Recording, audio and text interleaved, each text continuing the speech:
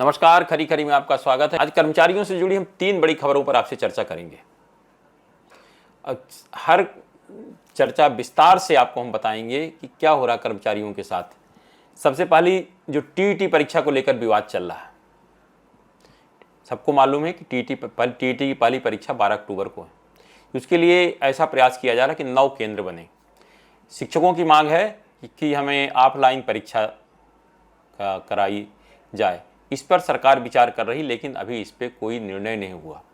माननीय supreme court का जो निर्देश है वो पालन करना सरकार की मजबूरी है और सरकार करेगी भी, लेकिन साथ ही पालन के साथ ही सरकार इस बात का प्रयास कर रही कि हमारे शिक्षकों के साथ कुछ गलत ना हो। सरकार शिक्षकों के साथ पूरी तरह से खड़ी है। मुख्यमंत्री डॉक्टर मोहन यादव तथा स्कूल शिक्षा मंत्री राव उदय प्रताप सिंह ने विभाग के अधिकारियों को साफ निर्देश दिए हैं कि हर चीज़ को काफ़ी सोच समझ के कार्य किया जाए। जो शिक्षक इतने दिन से नौकरी कर रहे हैं उनके साथ कोई गलत ना हो। और उन्होंने यह भी आश्वासन दिया है कि माननीय सुप्रीम कोर्ट के निर्देश का पालन किया जाएगा, लेकिन नौकरी किसी की जाएगी ऐसा अभी नहीं कह सकते हैं। सुप्रीम कोर्ट के निर्देश का पालन तो किया जाएगा, लेकिन नौकरी जाएगी इस पर नहीं कह सकते, क्योंकि 6 मौके दिए जा रहे हैं। 6 मौके मिलेंगे शिक्षकों को परीक्षा देने के लिए। अब आप सोचिए 6 मौके अगर मिलते हैं तो अगर इतने में तो पास ही हो जाएंगे। सरकार ये भी बोल रही है हम कि प्रशिक्षण की भी व्यवस्था करेंगे, तो इसलिए शिक्षकों को घबराने की ज़रूरत नहीं है। 3 साल में उन्हें 6 मौके मिलेंगे और सरकार उनके लिए प्रशिक्षण की व्यवस्था करेगी। और हम आपको बताना चाहते हैं कि सरकार शिक्षकों को लेकर बहुत चिंतित है और मुख्यमंत्री और शिक्षा मंत्री भी। तो सरकार एक तो पहला प्रयास ये कर रही है कि अगर सुप्रीम कोर्ट से कोई डिसीजन हो जाता है तो एक अधिकार रहता है सरकार के पास तो अब लगाने की, जैसे मिसलिनियस में सरकार एक सुप्रीम मिसलिनियस होगी, वो दायर करेगी, जिसमें सरकार का ये कहना है कि हमारे शिक्षक जो 2006 से 2009 के बीच जो शिक्षक भर्ती हुए हैं मध्य प्रदेश सरकार द्वारा तय की गई गाइडलाइन और परीक्षा जो थी उससे भर्ती किए गए हैं, तो उनके साथ ये परीक्षा लागू नहीं होना चाहिए, क्योंकि नियम यह है कि एक परीक्षा किसी को पास होना चाहिए। अब इसमें निर्णय तो सुप्रीम कोर्ट के लेना है, लेकिन मध्य प्रदेश सरकार प्रयास कर रही है कि अपनी तरफ से कुछ ऐसी व्यवस्था करें कि इसकी सुनवाई हो जाए। लगभग 70,000 शिक्षक बताया जाता है कि इस श्रेणी में आते हैं। अब अंतिम निर्णय सुप्रीम कोर्ट के लेना है, लेकिन मध्य प्रदेश सरकार अपनी तरफ से पूरा प्रयास कर रही है। इस संबंध में जब कमिश्नर स्कूल शिक्षा अभिषेक सिंह से बात की गई तो अभिषेक सिंह का कहना है कि सरकार सुप्रीम कोर्ट जाएगी। और दूसरा, अगर कोई पहली परीक्षा में फेल हो जाता है तो उसको घबराने की ज़रूरत नहीं है, उनको 6 मौके मिलेंगे। और यह बात ज़रूर है कि परीक्षा जल्दी हो रही है। 12 अक्टूबर को पहली परीक्षा है, इसके लिए चर्चा है कि शायद 9 केंद्र बनाए जाएंगे, लेकिन उसके बाद फिर एक परीक्षा दिसंबर में होगी। अगर किसी कारणवश दिसंबर में नहीं हो पाती तो फिर 2027 में 3 परीक्षाएं कराई जाएंगी। 28 से पहले 6 परीक्षा होगी। इसमें सारे शिक्षक बैठ सकते हैं। तो अगर एक बार फेल हुए, 2 बार फेल हुए, 3 बार फेल हुए, 4 बार फेल हुए, 5 बार फेल हुए, तो 6वीं बार भी उनको मौका दिया जाएगा। तो अब इसके लिए सरकार हमारे शिक्षकों के साथ ज्यादती ना हो, कोई किसी को नौकरी से हाथ न धोना पड़ा, इसके लिए सरकार प्रशिक्षण की भी व्यवस्था करेगी ताकि लोग अपडेट हो सकें और एग्जाम में शामिल हो सकें। सुप्रीम कोर्ट का आदेश मानना हर संभव सरकार प्रयास कर रही है कि सुप्रीम कोर्ट के निर्देशों का पालन किया जाए, लेकिन सुप्रीम कोर्ट के निर्देशों के पालन के साथ ही सरकार का प्रयास रहेगा कि शिक्षकों को प्रशिक्षण देकर उनको इस लायक बनाया जाए कि परीक्षा पास कर सकें। अभिषेक सिंह का ये कहना है कि माननीय मुख्यमंत्री जी और माननीय स्कूल शिक्षा मंत्री जी ने निर्देश दिए हैं कि आप कुछ ऐसी व्यवस्था करें, शिक्षकों की प्रशिक्षण की व्यवस्था करें ताकि शिक्षक फेल ना हो, इतनी दिन नौकरी के बाद किसी की नौकरी ना जाए। यदि बहुत ही ऐसी स्थिति बनती है तब सरकार को सुप्रीम कोर्ट के निर्देश का पालन करना मजबूरी हो जाएगा। सुप्रीम कोर्ट के निर्देश का ना नहीं कर सकती सरकार। इस कारण सरकार का प्रयास है कि हमारे शिक्षक प्रशिक्षण लें, पास हों, इसीलिए 6 परीक्षाएं कराई जा रही। किसी को एक परीक्षा में बाहर नहीं किया जाएगा। तो अब मुझे लगता है कि शिक्षकों के लिए अच्छी खबर है और इस संबंध में कुछ शिक्षकों ने अपनी जो पीड़ा बताई है वो भी मैं आपको सुनाता हूँ। बड़ी विसंगति है, यही तो सबसे बड़ी समस्या है।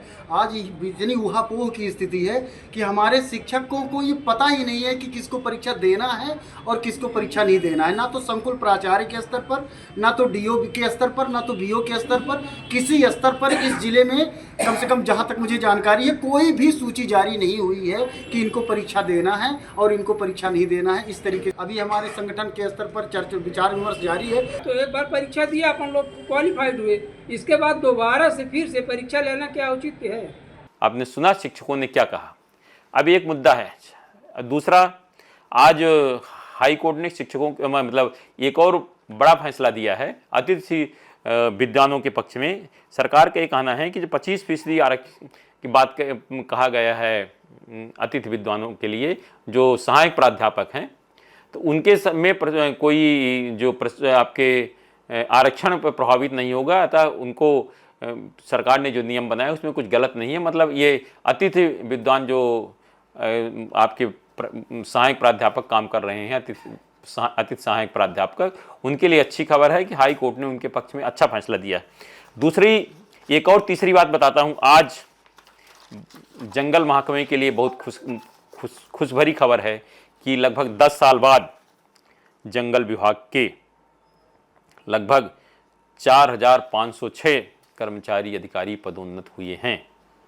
अब पदोन्नत अधिकारी कर्मचारियों ने आज IIFM में मुख्यमंत्री का आभार सभा का आयोजन किया था, जिसमें मुख्यमंत्री ने कहा कि कर्मचारियों को पदोन्नति में कोई रोक नहीं है, पदोन्नति के लिए हर संभव सरकार प्रयास कर रही है। साथ ही यह कहा कि पदोन्नति के बाद जो रिक्त पद होंगे उनकी भी जल्दी भर्ती की जाएगी। क्या कहा मुख्यमंत्री ने, जरा ये भी सुनिए। लगभग 4506 शासकीय सेवकों को पदोन्नत किया गया।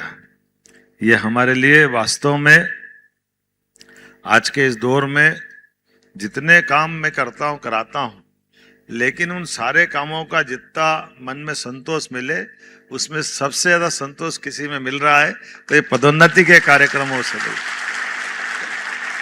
हर एक विभाग में, हर एक जगह ऐसा लग रहा कि वाकई ये हमारे लिए वर्षों पुरानी जो हमारे अंदर की प्रक्रियात्मक कुछ कारण से कोई कारण होंगे, लेकिन कोई बात नहीं।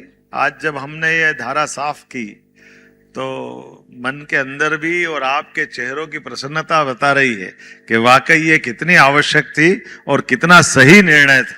अब आपने सुना कि इस मामले में मुख्यमंत्री जी ने क्या कहा। अब हम आपको एक और खबर बताने जा रहे हैं कि कल मंत्रालय में मुख्यमंत्री डॉक्टर मोहन यादव का कर्मचारी सम्मान करेंगे। सम्मान इसलिए कर रहे हैं कि 10 साल से रुकी पदोन्नति को मुख्यमंत्री डॉक्टर मोहन यादव के निर्देश पर शुरू किया गया और लाखों कर्मचारियों को पदोन्नति मिली है। आज स्वागत कार्यक्रम 12:30 बजे रखा गया है, जिसमें शीघ्र लेखक संघ और साथ ही मंत्रालय कर्मचारी संघ के और अन्य कर्मचारी संगठन शामिल होंगे। मुख्यमंत्री का वहाँ स्वागत किया जाएगा, धन्यवाद प्रस्ताव दिया जाएगा और कर्मचारी की अगर कुछ समस्याओं संबंधित हो सकता है मुख्यमंत्री डॉक्टर मोहन यादव को कुछ मांग पत्र भी सौंपा जाएगी। इस संबंध में जब शीघ्र लेखक मंत्रालय शीघ्र लेखक संघ के अध्यक्ष सुभाष वर्मा से बात की गई तो क्या कहा सुभाष वर्मा ने, सुनिए। मध्य प्रदेश के संवेदनशील मुख्यमंत्री डॉक्टर मोहन यादव साहब ने पिछले 10 साल से रुकी पदोन्नति की समस्या का निराकरण करते हुए पदोन्नति सभी अधिकारी कर्मचारियों को दिए जाने का जो निर्णय लिया, उससे अभी तक लगभग 75,000 से 1 लाख अधिकारी कर्मचारियों का पदोन्नति हो चुकी है और ये प्रक्रिया सतत जारी है।